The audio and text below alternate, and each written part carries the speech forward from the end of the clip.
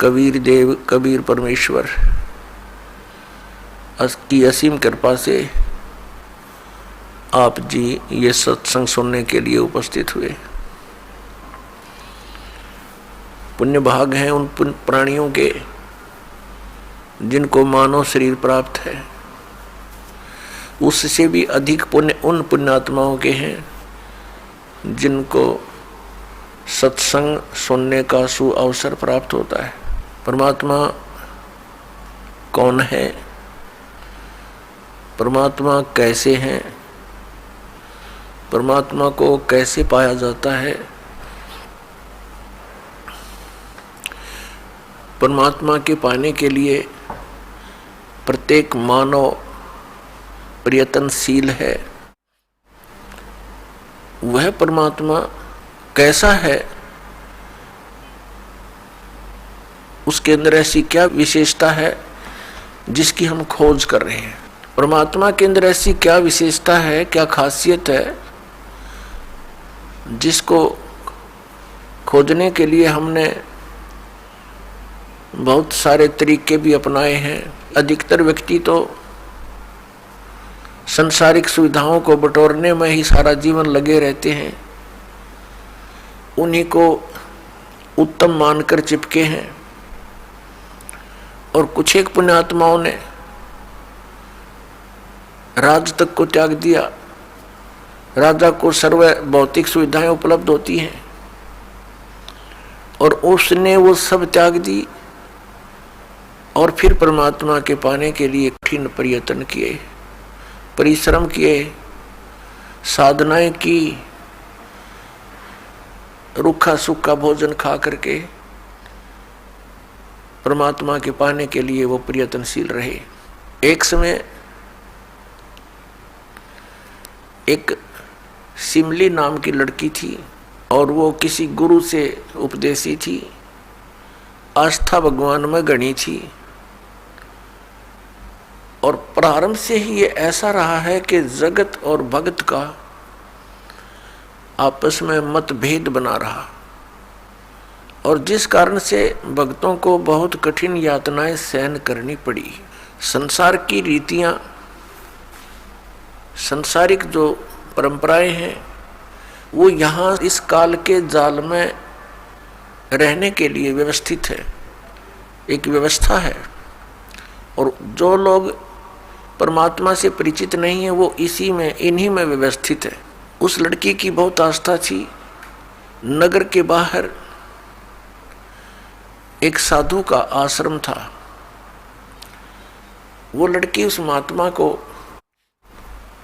आहार करा के आती थी, उनकी सेवा भी करती थी और शाम के समय अपने घर आ जाती थी। कुल के लोगों ने, परिजनों ने बहुत कुछ प्रतिबंध लगाए लेकिन लड़की नहीं मानी। उस सिमली का एक भाई था, मंसूर नाम था उसका। उसको अन्य व्यक्तियों ने कहा कि आपकी बहन शाम के समय और गैर टाइम को वक्त जाती है संत के आश्रम में। देख ले भाई, इज्जत का सवाल है और पूरे नगर में चर्चा चलती है अपनी बहन को बनाकर। अब मंसूर ने सोचा भी पहले ये देख तो लूं वास्तव में वहां उस आश्रम में ऐसा क्या है। इस दृष्टिकोण से जब उसकी बहन शाम के समय प्रतिदिन जाती थी साधु का भोजन लेकर, जिस दिन घरवाले भोजन नहीं देते थे तो वैसे जाती थी, उनकी सेवा कराती थी, कोई कपड़े धोआती थी, कुछ देर उनकी चरण दबा देती थी। अब मंसूर ने, भाई ने सोचा कि सीधा संत से बोलना अच्छा नहीं होता। साधु संत बड़े सहनशील होते हैं और सिद्धि युक्त होते हैं। अपराध के विषय में कुछ उठपटांग कहना हानिकारक हो सकता है। उसने क्या किया कि आश्रम के बाहर खड़ा हो गया और जैसी भी कच्ची पक्की कोई द्वार थी उसके अंदर कोई सुराख था, उस सुराख से वो देखने लगा, छोटा सा आश्रम था, को 100 गज का होगा, गणित करना 150 गज का, और उसमें एक झोंपड़ी डली हुई थी। संत जी बाहर बैठे थे, गर्मियों के दिन थे, चंद्रमा की रोशनी थी। तो उसने देखा कि लड़की ने जाके भोजन कराया महात्मा को, फिर बर्तन साफ किए, 1-2 कपड़ा धोआ, फिर महाराज जी के चरणों को दबाने लगी, सेवा करने लगी। तो क्या हुआ कि ऐसे उस महात्मा ने हाथ किया, आकाश से एक अमृत का प्याला आया, संत ने पिया, आधा उस बेटी को दिया। संत ने कहा कि बेटी, इसमें से थोड़ा सा एक नालायक व्यक्ति खड़ा है, उसके भी मार दे एक छींट, इस सुराख के अंदर से जा और उसके भी लगा दे, थोड़ी सी कल्याण हो जा, एक नालायक व्यक्ति खड़ा है। अब उसने जाकर के, लड़की ने आदेश पालन करना था, सुराख में से ऐसे कर दिया। उसने देखा कौन है, कैसे है, तो उसके भी जीभ पर वो थोड़ा सा अमृत की छींट लगी। एकदम उसके हृदय में एक विशेष प्रेरणा हुई कि मैं बहुत पापी हूं, मैं नीच हूं, और ऐसे पाक साफ महापुरुष के विषय में मेरे मन में दोष आया। रोता हुआ आश्रम के अंदर प्रवेश हुआ और कहा, महाराज मुझ पापी का भी उद्धार हो सकता है। मैंने आपके बारे में बहुत गलत सोचा। उस संत ने कहा, बेटा जब तक बोध नहीं होता, ज्ञान नहीं होता, तब तक प्राणी के ऐसे अपराध अक्षमा करने योग्य होते हैं। और बेटा कोई जानबूझ कर करोगे, दीक्षा उपदेश लेने के बाद आपके मन में ऐसा संत के गुरु के प्रति दोष आता है, तो फिर आप पाप के भागी भारी बन जाओगे। काफी देर सत्संग सुनाया, प्रतिदिन वो भक्त अपनी बहन के साथ दिल्ली आने लग गया। खूब सत्संग सुना, दोनों बहन भाई मिलकर सेवा करते थे। फिर क्या हुआ कि उसके हृदय में एक ऐसी प्रेरणा हुई, अनल हक, उस संत ने उसको एक मंत्र दे दिया, अनल हक, कि इसका जाप किया कर। अपने आत्माओं, पिछले पुण्यकर्मी प्राणी ही परमात्मा की खोज में लगते हैं, उनको ही इतना शीघ्र इन बातों का असर होता है, संत के वचनों का। तो महान पुण्यात्माओं में से एक था मंसूर, और संत की कृपा से उसके पिछले पुण्य स्टार्ट हो जाते हैं, उदय हो जाते हैं, और वो प्रेरित होकर के वो भक्ति प्रारंभ कर देता है। जैसे एक फॉर एग्जाम्पल, जैसे कोई कटोरी में घी डाल रखा है, उसमें एक ज्योति भी रखी है, और वो ज्योति जला रखी थी, बुझ गई, घी भी है उसके अंदर, बनी बनाई बाती भी उपलब्ध है, एक सीख लगाने की आवश्यकता है, वो जग जाएगी। तो जितने भी पुण्यकर्मी प्राणी हैं, जो भी साधु संत महापुरुषों के प्रवचन सुनते हैं, किसी भी संत के, चाहे उसने भक्ति मार्ग का कति ज्ञान नहीं, लेकिन भगवान की महिमा तो वो भी सुना ही देते हैं। तो उससे क्या होता है कि वह ज्योत जग जाती है। अब वह ज्योत तक जगगी, जब तक पूर्व जन्म का उसके अंदर घी है, यानी पुण्य है, तो जगेगी, प्रेरणा बनी रहेगी भगवान के पाने की। यदि आगे उसमें विधि घी उसके पास नहीं है डालने के लिए, तो वो ज्योति भी जल जाएगी और घी भी समाप्त हो जाएगा, और सारा कटोरा व कटोरी काली हो जाएगी। तो पुण्यात्मा, उस अनल हक मंत्र के गुरु जी ने दे दिया, जो मंत्र देना था उसको। अनल हक का अर्थ होता है अहम ब्रह्मास्मि, मैं ही ब्रह्म हूं, मैं ही परमात्मा हूं, अनल हक। हालांकि ये कोई मंत्र वंत्र नहीं था, लेकिन उस मंसूर के अंदर वो पूर्व जन्म का घी और ज्योति रह रही थी, वह जगेगी। अब उस मंत्र से भविष्य में तो कोई लाभ उसको होना नहीं था, क्योंकि वो चार्जर ठीक नहीं था। पूर्व जन्म की बैटरी से उसमें इतना प्रभाव था, इतने पुण्यों से, कि उसने अनल हक कहना शुरू कर दिया कि मैं ही परमात्मा हूँ। अब भोली आत्माओं पुण्यात्माओं को जैसा भी गुरु ज्ञान देता है वो तो दृढ़ होते हैं। गुरु जी ने 2 दूना 6 कह दिया तो वो तो 6 ही बोलते रहेंगे।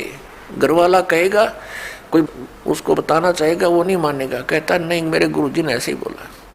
तो अबोध बच्चे ऐसे ही होते हैं।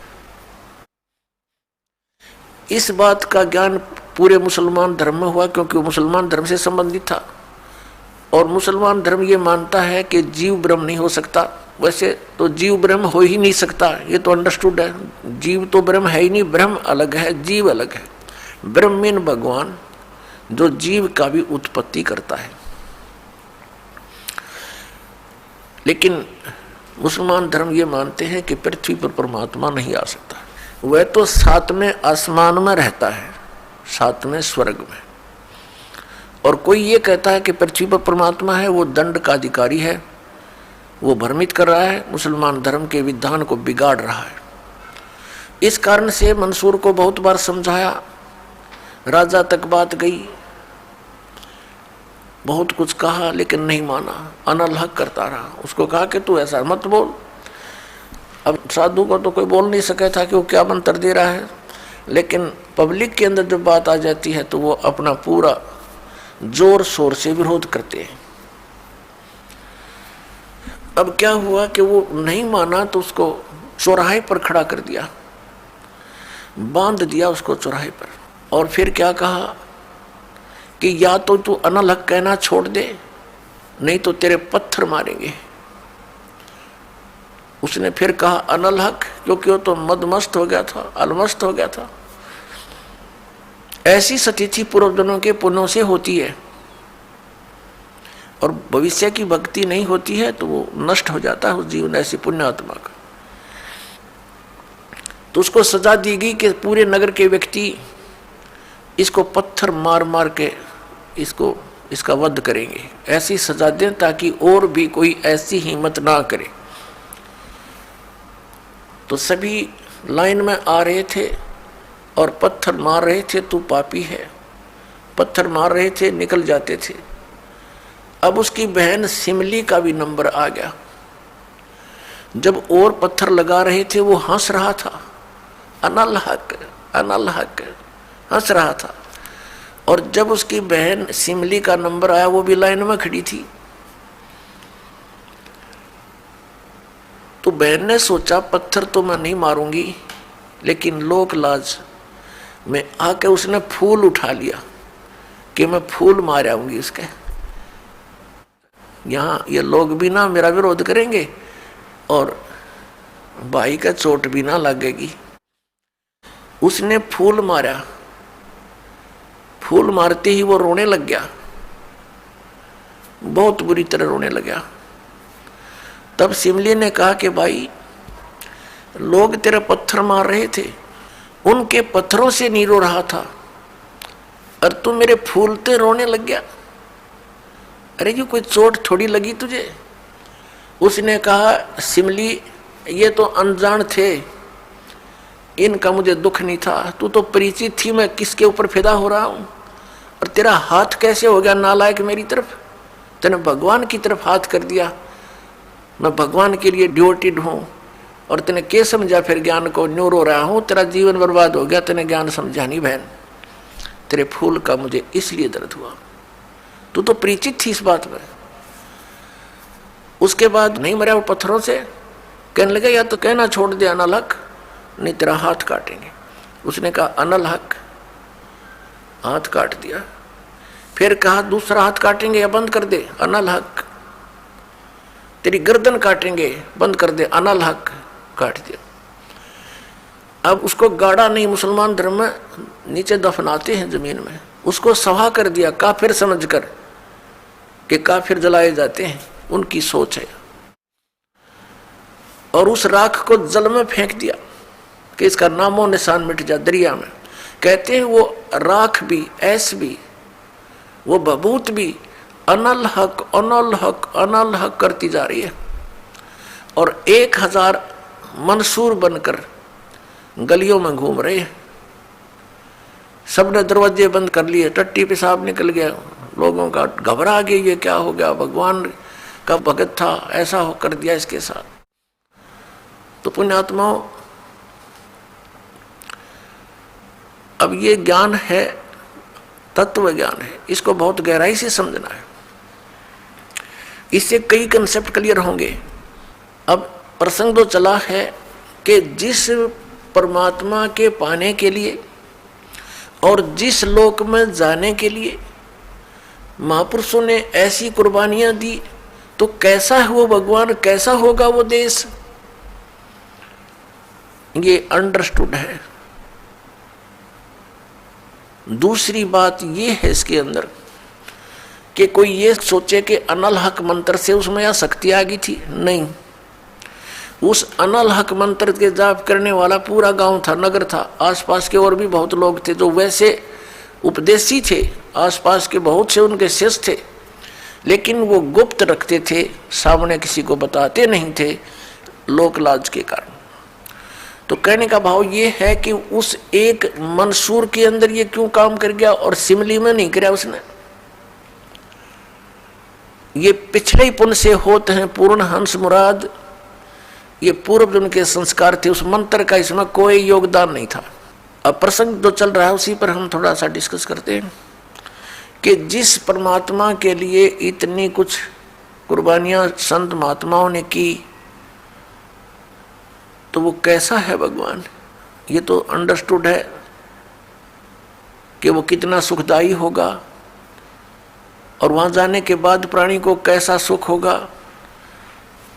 उसके लिए हम फिर कौन सी विधि अपनावें, कौन से ग्रंथ को सत्य माने, किस गुरु की बात पर विश्वास करें।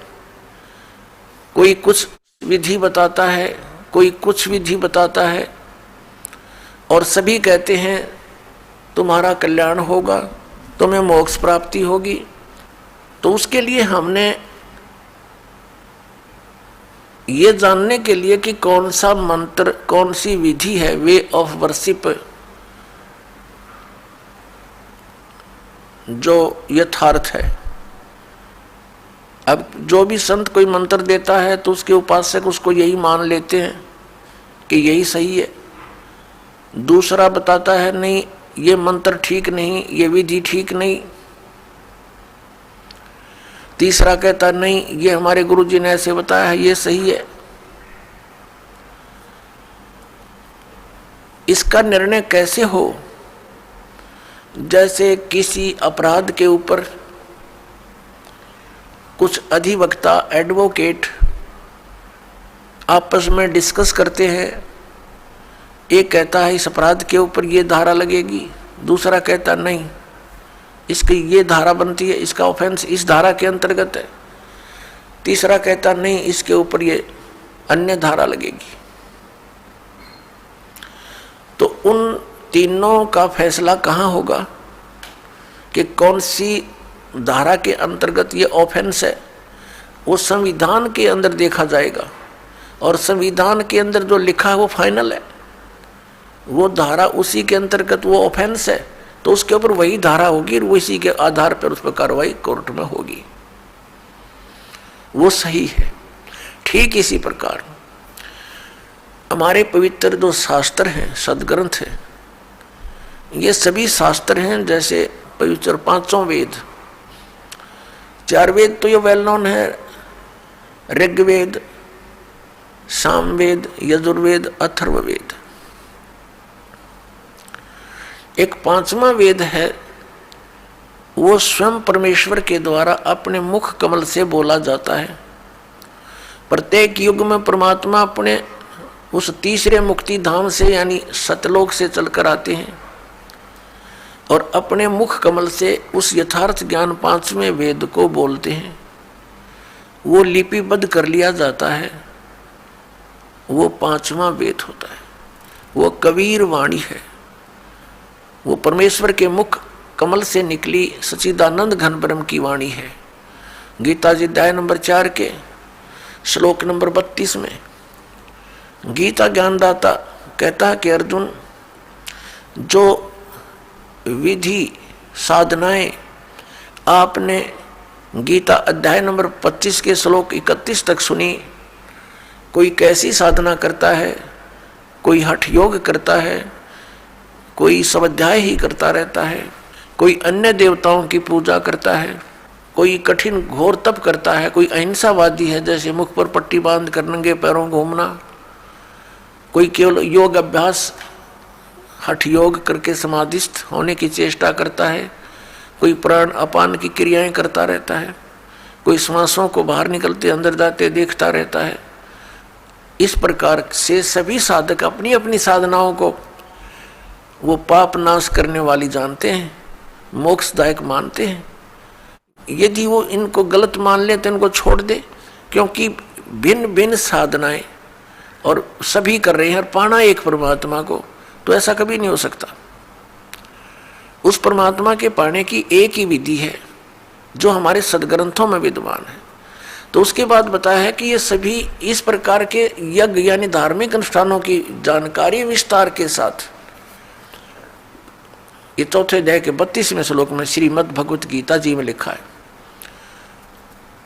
कि इस प्रकार के धार्मिक यज्ञों की जानकारी, यज्ञ माने धार्मिक अनुष्ठानों की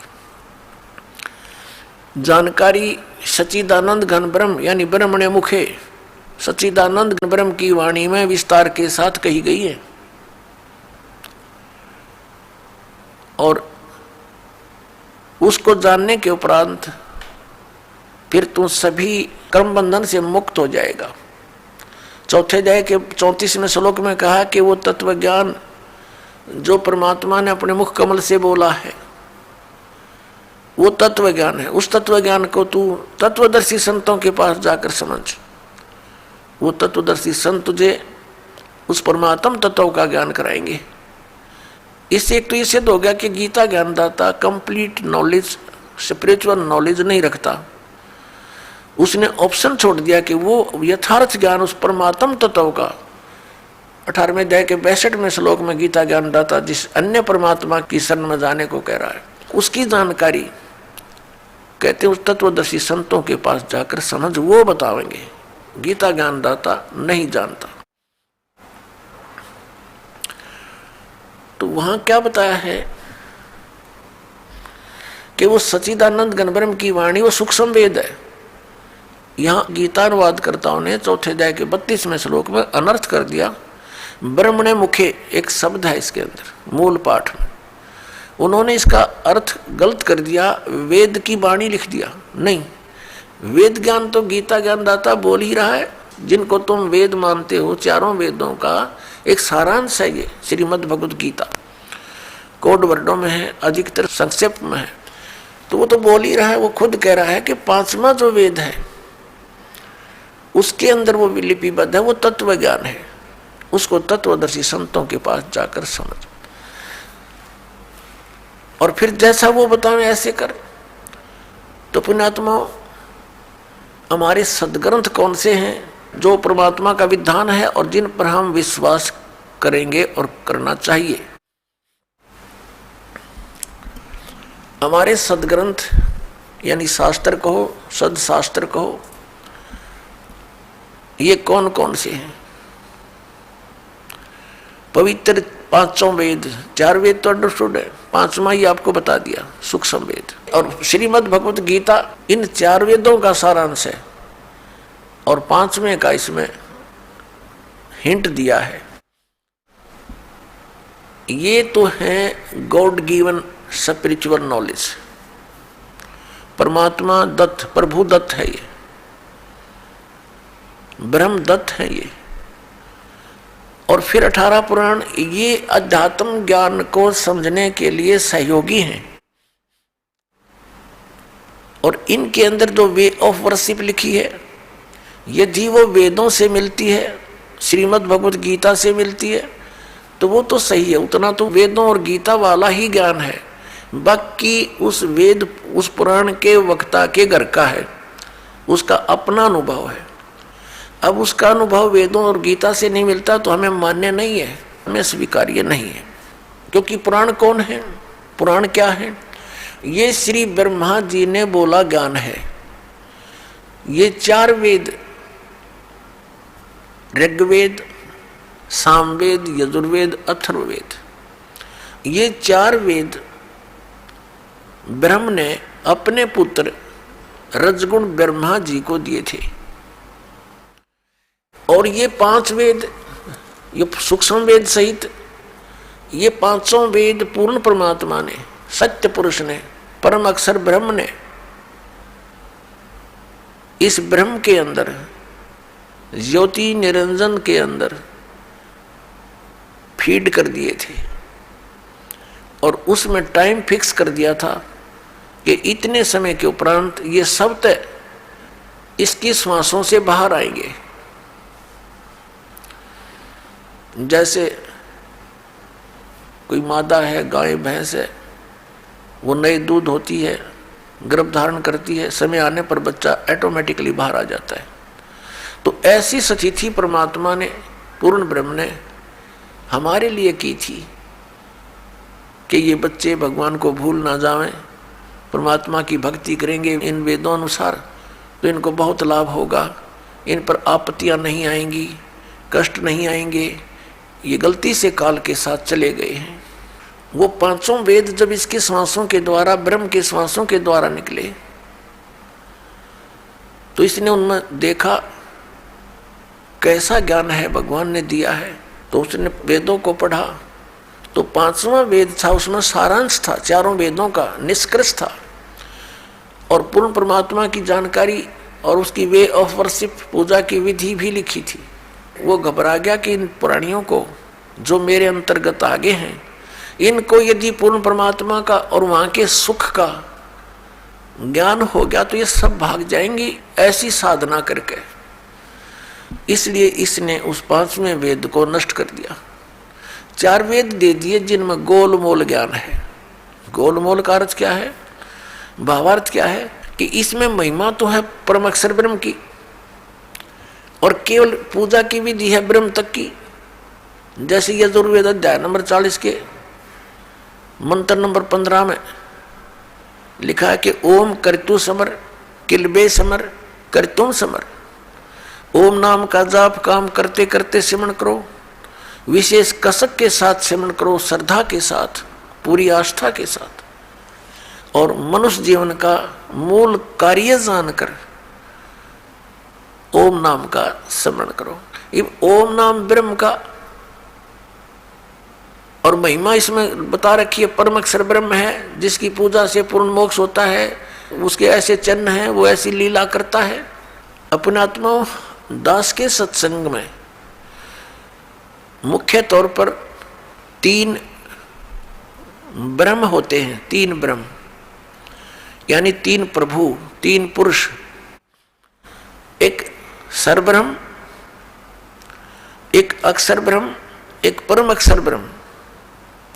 दूसरे शब्दों में एक सरपुरुष, एक अक्षर पुरुष और एक परम अक्षर पुरुष। तीसरे शब्दों में ईश्वर, परमेश्वर। ये 3 मुख्य प्रभु हैं। मुख्य तो वैसे एक है, लेकिन हमारे सदग्रंथों में जो विशेष ज्ञान दिया है इन तीनों के विषय में। और इसके पश्चात 3 प्रभु और माने हैं, रजगुण श्री ब्रह्मा जी, सतगुण श्री विष्णु जी और तमगुण श्री शंकर जी, और आदि शक्ति प्रकृति देवी ये दुर्गा है। इनके बाद फिर बहुत से देवता हैं जो भगवान की भक्ति करके ही कुछ उन्होंने अपने टायर में हवा भर ली, यानी परमात्मा की कुछ भक्ति संग्रहित करके, और वो कुछ सिद्धि युक्त हो करके अन्य प्राणियों से श्रेष्ठ बने दिखाई देते हैं, वो भी देवता हैं। यानी श्री ब्रह्मा जी रजगुण, श्री विष्णु सतगुण, श्री शिव जी तमोगुण, ये अन्य देवताओं में है। और ये हमारे इस तत्व ज्ञान के अंदर मुख्य तौर पर प्रभु नहीं गिने जाते। दूसरे शब्दों में दास कहे कि ये भगवान नहीं है, ये ईश नहीं है, स्वामी नहीं है, भगवान नहीं है। तो ये बात जनसाधारण के गले उतरे नहीं, विशेषकर पवित्र हिंदू समाज के पुण्यकर्मी प्राणियों के, क्योंकि हमारे धर्मगुरुओं ने हमें उल्टा पाठ पढ़ा दिया। और एक दिन से नहीं, हजारों वर्षों से यही पाठ हम सुनते आ रहे हैं कि ब्रह्मा विष्णु महेश सर्वेश्वर हैं, इनका कोई जन्म मृत्यु नहीं होता, इनकी कोई माता पिता नहीं है, ये स्वयंभू है। तो जिस कारण से दास ने ये शब्द बोल दिया कि ये भगवान नहीं है, ये बात एक बहुत विवादप्रस्त हो जाएगी यदि प्रमाण नहीं दिखाया गया। तो आपको प्रमाण दिखाते हैं। एक समय इस शिवपुराण के अंदर लिखा है, पवित्र शिवपुराण के अंदर, कि श्री ब्रह्मा जी रजगुण और श्री विष्णु जी सतगुण का आपस में विवाद हो गया, झगड़ा हो गया। ब्रह्मा जी कहते हैं कि मैं सबका उत्पत्ति करता हूं, विष्णु तू मेरा पुत्र है। विष्णु जी कहते हैं तू मेरी नाभि कमल से उत्पन्न हुआ है, तू मेरा पुत्र है। वो कहता मैं तेरा बाप, वो कहता मैं तेरा बाप। दोनों का युद्ध हो गया। उस युद्ध की शांति के लिए इस काल भगवान ने, जो इनका पिता है, जिसको ये सदाशिव कहते हैं पौराणिक, और ये हिंदू धर्म के गुरु जी, उस सदाशिव ने इनके बीच में एक स्तंभ खड़ा कर दिया, तेजों में पिलर, बहुत लंबा चौड़ा लिंग स्तंभ। तो ये लड़ना तो भूल गए, उसके और छोर को खोजने में लग गए।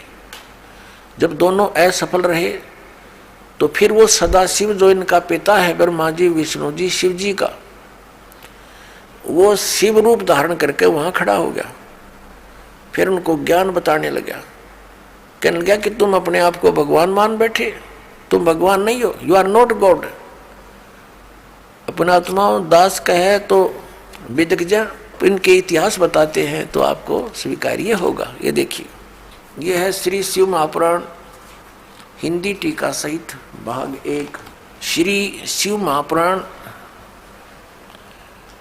विद्या अवरिधि पंडित ज्वाला प्रसाद जी मिश्र कृत हिंदी टीका सहित, खेमराज श्री कृष्णदास प्रकाशन मुंबई, इतने यहाँ से प्रकाशित है। हम इसके ये देखिएगा, इसके पृष्ठ नंबर 11 से हम शुरू करेंगे। ये है विद्वेश्वर संहिता भाग 1 छठा अध्याय। नंदी केश्वर बोले, हे योगींद्र, आगे एक समय विष्णु भगवान शेष सैया पर अपने गरुड़ आदि पार्षदों से संयुक्त लक्ष्मी सहित शयन करते थे। उस समय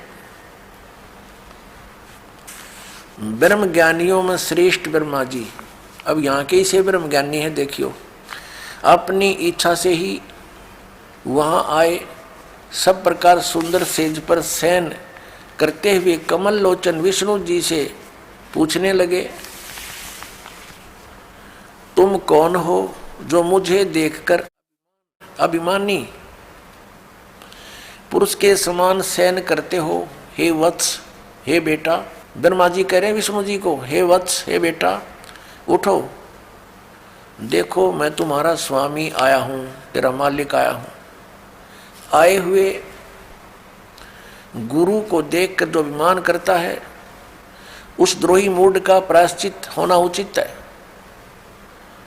यह सुनकर विष्णु जी के अंतर में तो क्रोध हुआ, अंदर तो बड़ा गुस्सा आया पर ऊपर तो शांत बने रहे, परंतु बाहर से शांत रहे और बोले, हे वत्स, हे बेटा, तुम्हारा मंगल हो, बैठो, इस आसन पर विराजमान हो। अब विष्णु जी कहे, उसने ब्रह्मा जी को कहा, जा बेटा बैठ जा। इस समय तुम्हारा नेत्र कुटिल और मुख वक्र यानी टेढ़ा क्यों हो रहा? गुस्से में हो रहा था ब्रह्मा जी। ब्रह्मा जी बोले, हे वत्स, हे बेटा विष्णु, तुमको समय के प्रभाव से अभिमान है। हे पुत्र, मैं तुम्हारा रक्षक और जगत का पिता मैं हूँ। विष्णु जी बोले, यह तो सब जगत मुझ में सतीत है, तुम चोर के समान किस प्रकार अपना कहते हो? तुम मेरी नाभि कमल से उत्पन्न हुए हो, इससे मेरे पुत्र हो, मुझे पुत्र कहना सर्वथा व्यर्थ है। नंदी केश्वर बोले, इस प्रकार ब्रह्मा विष्णु दोनों ही रजोगुण से मुग्ध होकर विवाद करने लगे। मैं श्रेष्ठ हूं, मैं स्वामी हूं, ऐसा कहकर एक दूसरे को मारने की इच्छा से युद्ध करने में उत्सुक हुए। अब देखो, संपूर्ण देवता विमान में बैठकर वो तो लठ बजाने तैयार हो रहे हैं, और हमारे देवता फिर क्या क्रिया करते हैं? तब संपूर्ण देवता विमानों में बैठकर उस महाअद्भुत युद्ध को देखने चले आए और आकाश में उनके ऊपर फूल बरसाने लगे। वारे देवताओं, बताइए, देवताओं के काम है, दो भाई लड़ भी रहे हैं किसी कारण से, भले पुरुषों का काम है उनका बीच बचाड़ा करके छुटवावे, उनसे युद्ध बंद करवावे, और ये देवता फूल बरसावे। कहाँ मरो कटके, देखो कौन सा तगड़ा है। तो ये सारा एक काम बिगड़ा पड़ा पुण्यात्माओं इस तत्व ज्ञान के अभाव से। अब हम उस प्रसंग पर आते हैं कि जिसके अंदर ये कहा गया है इसी पवित्र पुराण में कि ब्रह्मा और विष्णु तुम भगवान नहीं हो, यू आर नॉट गॉड। देखिए, अब हम आगे हैं 17 पृष्ठ पे, और विद्वेश्वर संहिता भाग 1 अध्याय 9, ये वही प्रसंग यहां तक चल रहा। नंदी केश्वर बोले, इस प्रकार भगवान ने उन नम्र हुए। अब क्या हुआ कि उन दोनों के बीच में, अभी आपको बताया था, उन दोनों ब्रह्मा और विष्णु जो लड़ रहे थे उनके बीच में एक पिलर खड़ा कर दिया तेजों में, लिंग बहुत लंबा चौड़ा, जिसका कोई और छोर उन दोनों को नहीं मिला। और फिर ये स्वयं प्रकट हो गया। कौन? इनका पिता, ये सदाशिव बोलते हैं इसको, ये काल ब्रह्म, जिसने गीता का ज्ञान दिया। अब यहां देखिए, हम जो आपको दिखाया था, फिर देखिए, ये पृष्ठ 17 पे विद्वेश्वर संहिता भाग 1 अध्याय 9 पर नंदी केश्वर बोले, इस प्रकार भगवान ने उन नम्र हुए ब्रह्मा और विष्णु पर अनुग्रह करके उनके युद्ध में परस्पर उनकी सेना मारी गई थी, उस सब को यहां देखें। उन दोनों की अज्ञानता और वैर को दूर करने के अर्थ उनसे क्या कहा भगवान, काल भगवान ने, सदाशिव ने क्या कहा कि मेरे सकल और निष्कल यानी साकार और निराकार में भेद से 2 रूप हैं, परंतु और ईश्वर नहीं है, मेरे अतिरिक्त कोई प्रभु नहीं है। इस कारण उनके 2 रूप नहीं हो सकते, पहला सतम रूप और दूसरा पीछे मूर्तिमान रूप धारण किया। इसमें ब्रह्म रूप निष्कल है, ये निष्कल है, निष्फल नहीं, और ईश्वर रूप सगुण है। मेरे ये दोनों रूप सिद्ध हैं, दूसरे किसी के नहीं हो सकते। इस कारण तुम दोनों को अथवा दूसरों को ईश्वर तव की प्राप्ति नहीं हो सकती। तुमने जो अज्ञान से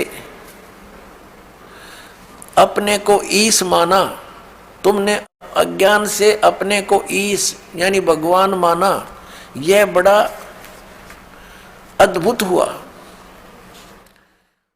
उसके दूर करने को ही मैं रण स्थान में आया। अब तुम दोनों अभिमान त्याग कर मुझ ईश्वर में अपनी बुद्धि लगाओ, मेरे प्रसाद से लोक में सब अर्थ प्रकाश होते हैं। मैं ही परब्रह्म हूं। अब ये काल बोल रहा है, अब यहां विचलित कर रहा है इनको। मैं ही परब्रह्म हूं, मेरा ही कल अकल रूप है, ब्रह्म होने से मैं ईश्वर हूं, अनुग्रह आदि मेरा कृत्य है, सर्वव्यापी होने से और जगत के वर्धक होने से मैं ब्रह्म हूं। हे ब्रह्म केशव, समत्व और व्यापक होने से मैं आत्मा हूं।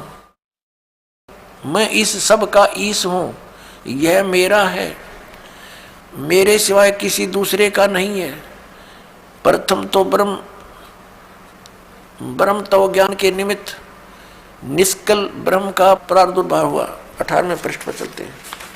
इससे मैं अज्ञात रूप हूं, पीछे तुम्हें प्रगट दर्शन देने के निमित्त साक्षात ईश्वर तत्क्षण ही मैं सगुण रूप हुआ हूं। अब यहाँ ये क्या कह रहा है? श्री सदाशिव ब्रह्मा विष्णु महेश का पिता, ब्रह्मा विष्णु महेश का पिता ये सदाशिव यहाँ क्या कह रहा है? ये कह रहा है कि पहले तो ब्रह्म रूप हुआ वो स्तंभ, वो तो समझो मेरा निष्कल रूप है, निर्गुण रूप है मेरा, ये स्तंभ आया पिलर, और ईब में निर्गुण से सगुण हो गया, तुम्हारे सामने आया। अब देखो हम अपने उस प्रसंग पर आते हैं।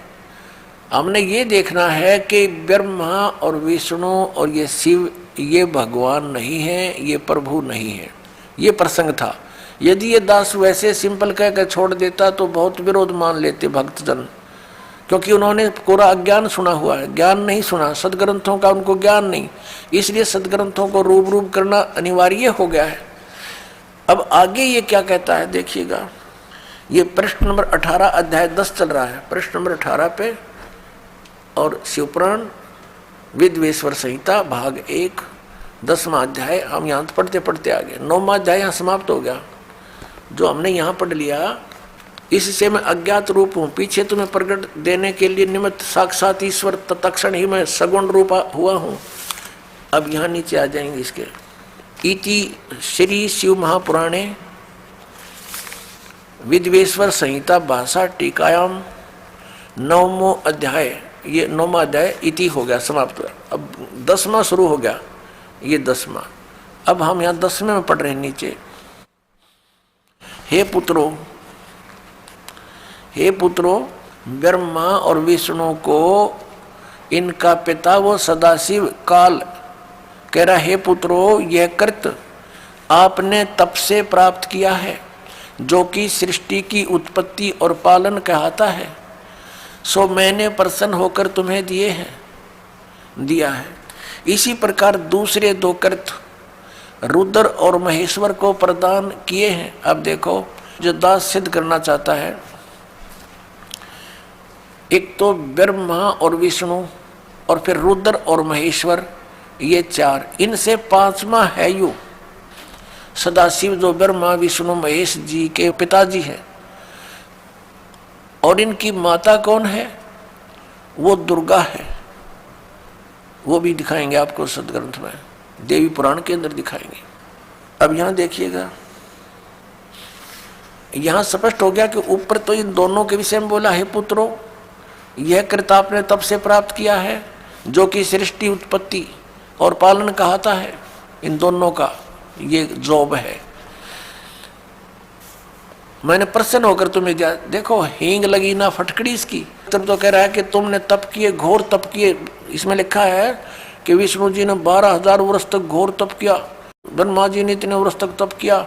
तो कहता है इस तप के बदले में मैंने खुश होकर तुम्हें दिया है। बता, इन की भलाई इन्हीं को सौंप दी। अपनी तरफ से क्या दिया इसने? पहले इनसे डले डुआई, हठ योग करो, सिद्धि युक्त हो गए। अब फिर रिमोट अपने हाथ में लेकर इनको कहा तुम सृष्टि करो। सब जीवों को यहाँ पर स्थिति, उत्पत्ति, संहार ये अपने पुत्रों से करवाता है और स्वयं खाता है सबको। ये काल है। गीता जी अध्याय नंबर 11 के श्लोक नंबर 32 में कहता है, मैं काल हूँ अर्जुन, और अब प्रकट हुआ हूँ, अब आया हूँ मैं, अब प्रवृद्ध हुआ हूँ। और श्री अर्जुन जी पूछ रहे हैं कि हे महानुभाव आप कौन हो, मैं आपसे परिचित नहीं हूं। अरे अर्जुन का साला था श्री कृष्ण और उससे अपरिचित हो गया इतनी जल्दी? क्योंकि वो श्री कृष्ण था ही नहीं, श्री कृष्ण में प्रवेश वो काल था। और जब बाहर निकल कर देखा तो उसका इतना रूप हो बाहर निकल गया उससे, जब विराट रूप दिखा श्री कृष्ण थे। श्री कृष्ण तो ओझल हो गया, दिखाई भी नहीं दे रहा था उनकी रोशनी के अंदर। और अर्जुन कह रहा, पूछ रहा आप कौन हो, मैं आपको पहचान नहीं पा रहा हूं। तो काल था, वो कहता मैं काल हूं और सबका नाश करने के लिए अब प्रवृत्त हुआ हूं। तो ये इनका पिता है। और वो क्या कह रहा है कि ब्रह्मा और विष्णु तुम्हें दो जो कृत जॉब दिए हैं, तुम्हारे को दो विभाग दे दिए। एक तो उत्पत्ति विभाग, रजोगुण विभाग से उत्पत्ति होती है, ब्रह्मा जी को रजोगुण युक्त कर दिया और विष्णु जी को सतोगुण युक्त कर दिया, और तीसरे अपने पुत्र को तमोगुण युक्त कर दिया, अपना स्वरूप बना लिया। कहते सदाशिव कहता है जब ये खड़ा है कि मैं इन्हीं के रूप, ये मेरे ही स्वरूप में है। और ये कैसे छल करता है, जब किसी को विष्णु रूप में दर्शन देता है तो उसमें अपना विष्णु रूप धारण कर लेता है और उसी विष्णु रूप में संबोधन करता है, तो उस कारण से विष्णु पुराण बन गई। और जिसमें इस शिव रूप में धारण करके किसी को ज्ञान दिया है तो उसके आधार से शिव पुराण की रचना होगी। ये है वो काल जो कहता मैं कभी अपने ओरिजिनल रूप में किसी के समक्ष नहीं होता, मेरे कर्म और जन्म अलौकिक हैं। गीता जी के अध्याय नंबर 4 के 5 और 9 में इसने स्पष्ट किया है। और साथ में कहा है कि जब धर्म की ग्लानि होती है मैं अपने अंश, अपने आत्मा, अपने अंश अवतारों का सृजन करता हूँ, उनको यहाँ प्रकट करता हूँ, भेजता हूँ, उत्पन्न करता हूँ। जैसे श्री राम, श्री कृष्ण आदि। आप देखिएगा नीचे, अब ये दास दो सिद्ध करना चाहता है कि दो तो ये ब्रह्मा और विष्णु हो गए, इस प्रकार दूसरे दो कृत रुद्र और महेश्वर को प्रदान किए हैं। अच्छा 4 हो गए ना, एक रुद्र एक महेश्वर, और 5वां यू बोलने लग रहा। अब आगे हम चलते हैं, ये प्रमाणित करते हैं। ये देखिएगा यहाँ पर, ये प्रश्न नंबर 19 है और ये विद्वेश्वर संहिता भाग 1 अध्याय 10 चल रहा है। यहां से हम लेंगे। हे सौम्य, मेरे अज्ञान से विमुख होने से तुम्हें अज्ञानता आ गई। विष्णु और ब्रह्मा जी को कह रहे हैं मेरा ज्ञान होने से ऐसा नहीं होता, ज्ञान और रूप महेश के तुल्य हो जाते हैं। इस कारण इस ज्ञान की सिद्धि के निमित्त ओंकार नामक मंत्र जप करो। अभिमान दूर करने वाला, यह अभिमान दूर करने वाला है। सोई निज मंत्र उपदेश करते हैं। यह ओंकार मेरे मुख से उत्पन्न होने से मेरे ही रूप का बोधक है, यानी ब्रह्म का, और महामंगल करने वाला है। यह वाचक है, मैं वाच्य हूँ। यह मंत्र मेरा आत्मा है कि उसके स्मरण से मेरा स्मरण होता है। उत्तर की ओर मुख से अकार का, इसका भी बहुत वर्ण दे रखा है। पश्चिम के मुख से उकार का, दक्षिण के मुख से मकार का, पूर्व के मुख से बिंदु का, और मध्य के मुख से नाद उत्पन्न हुआ है। इस प्रकार 5 प्रकार से यह निर्गत हुआ। सब एक होकर ओम ऐसा एक अक्षर हो जाता है। ओम ऐसा एक अक्षर हो जाता है। अब हम इससे इतना ही लेंगे। इस पवित्र पुराण ने हमारा बहुत सा काम हल्का कर दिया इस दास का। एक तो ये सिद्ध कर दिया कि ब्रह्मा और विष्णु और शिव और रुद्र, महेश्वर जिसको कहते हैं, ये भगवान नहीं है, ये ईश नहीं है।